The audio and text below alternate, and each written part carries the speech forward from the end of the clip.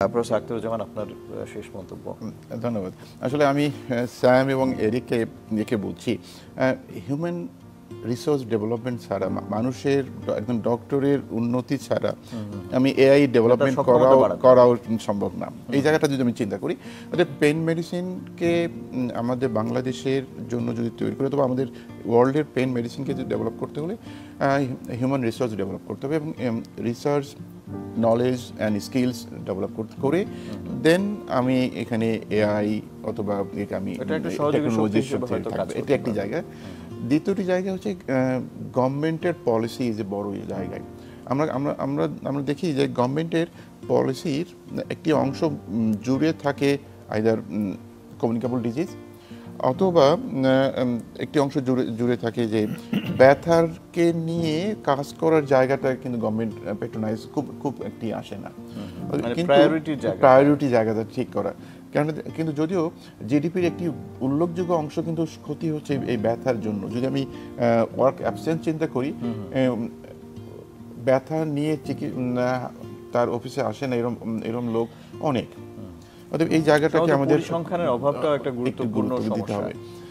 তৃতীয়ত জায়গা আসে যে তাহলে আমাদের পেইন মেডিসিনটাকে এই গুরুত্ব বুঝে পেইন মেডিসিন ডেভেলপমেন্টের জায়গায়, ওয়ার্ক ফোর্স ডেভেলপমেন্টের জায়গায় কাজ করতে হবে। দ্বিতীয়ত হচ্ছে টেকনোলজির জায়গায় যে আমাদের ইনস্ট্রুমেন্টের জায়গাটাও আসতে হবে আমাকে, ইকুইপমেন্টস অ্যান্ড আদার্স। তৃতীয় যে জায়গাটি সেটা হচ্ছে পেইন মেডিসিনের যে অ্যাভেলেবিলিটি অফ দ্য মেডিকেশনস, এইটি জায়গায় আসতে হবে। যেমন একটি ক্যান্সার পেইন, আমাদের শুনতে খুব অবাক লাগতে পারে যে ক্যান্সার পেইনের একজন রোগীর জন্য যে অত্যাবশ্যকীয় যে মেডিসিনটি মরফিন, এটা কিন্তু সব জায়গায় পাওয়া যায় না। ইভেন এটা পাওয়া এতটা জটিল, অনেক ধরনের ধাপ পার হয়ে এটা পেতে হয়।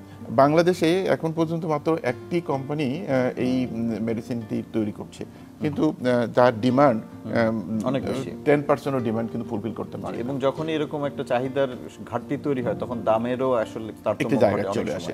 অতএব এই জায়গাটাতে যেমন পেইন মেডিসিনের জন্য, ক্যান্সার পেইন ম্যানেজমেন্ট করার জন্য মরফিনের অ্যাভেলেবিলিটি অ্যান্ড ডিসপেন্সিংগুলোকে রেগুলারাইজ করা উচিত এই জায়গাটাতে, এবং এই অ্যাভেলেবিলিটি বাড়ানোর জন্য অন্যদেরকেও এনকারেজ করা উচিত।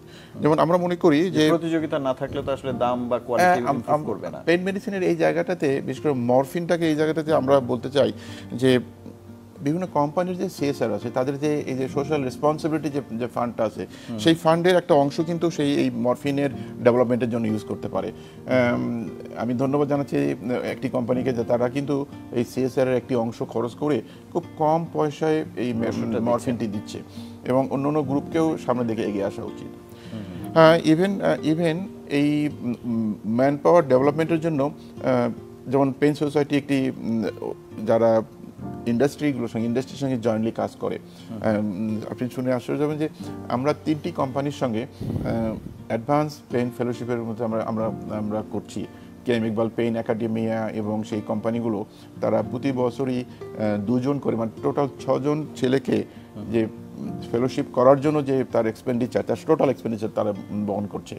এই যে ইন্ডাস্ট্রি এবং সোসাইটি সম্পৃক্ততা, এটাও বাড়াতে হবে, এবং এটা এভাবেই কিন্তু পেইন মেডিসিনের ডেভেলপমেন্ট হতে পারে।